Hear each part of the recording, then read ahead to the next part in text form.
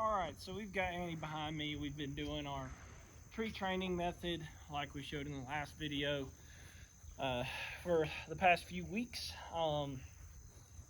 About every day now, just a little something. So not a full session, but a little something here and there. So it may be one sit stay, let them eat. Then I may make them sit stay, put the bowl out, send them to the bowl out there. We've also been practicing our leave it. So telling her to leave it, come away from the bowl. Now we started in close, now we work away. So I'll demonstrate just a few of those real quick. Annie, here. Good girl, good girl. So sit stay, and she's got it. And so I can stand out here, I can clap my hands, I can do this. She knows she has to sit on the place board. Now, if she were to get up, of course, I would just set the food down, grab her, put her back on the place board, and just pet her head till she calms down on the thing, hands over the eyes or hand on the back of the scruff, and just hold her there. I'm not being harsh with her, I'm not being anything, I'm just showing her what I want very calmly. So she's done a great job. I'm gonna say good. I'm gonna take a handful of kibble and give it to her because she will take food out of my hand. With Colt, you'll see when we do this with him, I have to put the food bowl down because he still won't take food out of my hand. Just a little, he just doesn't care to. So it's not a big deal. We can train just with the food bowl, but she'll take it out of my hand, so we're gonna work with that. So here she stayed, really nice day, very attentive, really good eye contact, which is what I want. So I'm gonna remind her to hup, hup. Chicka, chicka. Make a little distracting movement. So I'm gonna put the food bowl down. Good, good. Before I send her, I'm gonna walk up, block her view, and I'm gonna take both my hands under her chin and I'm just gonna pet her and tell her, good girl. Hup. Hand in front of her face. Hup. Good. Get over. Good girl. Now I'm gonna show you the leave it. So I'm gonna walk up really close. Now she's progressed from this. I can call her from over there, but I'm gonna say, Annie, leave it. Come here. Good girl. Place. Good. And if she didn't get up, hup. If she didn't get up from there when I said leave it and come with me, I just grab her a little bit or touch her face, touch her on the butt, say, hey, hey, come on, come on. And just tell her, hey, that's not what I want, come with me. Good, hup. So the other thing we're gonna practice is having her run by her food to get to me. So we're gonna use the leave it command. I'm gonna put it here.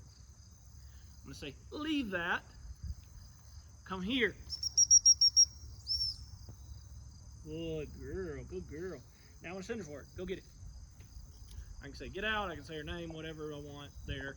She can go eat.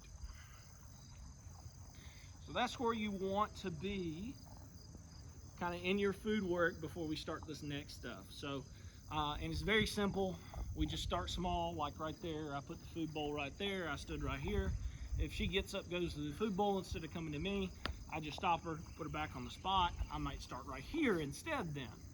Or I might start on the opposite end, tell her to come away from the food that way.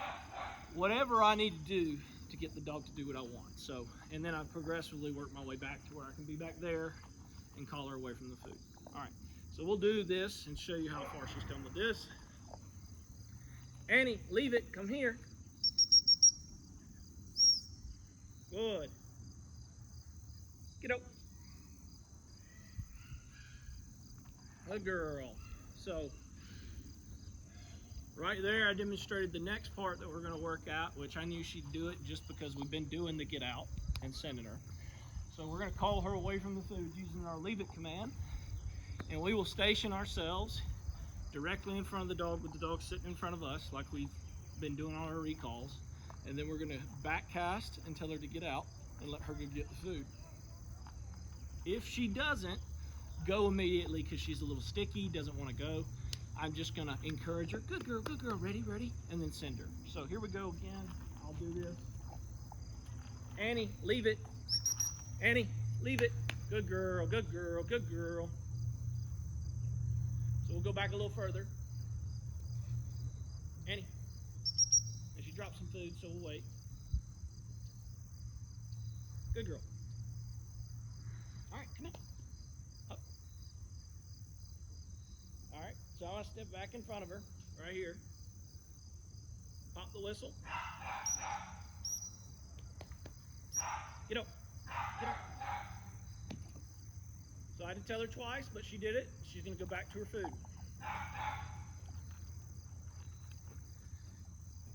Now the other thing we're going to work on is we can work on our overcast doing this. So Annie, leave it. Good. So we can sit the dog up. Come here, Annie. Come on.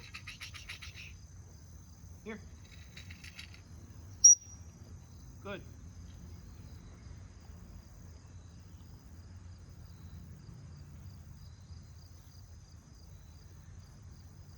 And I'm going to come right here and I'm going to stand. I'll just put her back on the spot. She broke. She's just a little confused, so no reason to punish. Up. Up. And up. Good. So I set her up. I'm going to pop the whistle, and I'm going to give her overcast. So, over. She gets to go over to her food. So we can do this and build a very nice dog that takes hand signals very well just using their food. We can get a lot of reps doing this that we can't get with retrieves during this time. Good girl. And that'll be it for her, because that's a lot more than I usually would do in a session. Usually I focus on one aspect in a training session. But I'm trying to show you all of what you need to get to what you can do with these dogs. Now this should be very easy for your dog to get. Once they've got the ability to stay on this place board and you be able to walk away and set the bowl down, the next few parts are very easy for the dog to understand, because it's the same thing. It's just from a different angle. So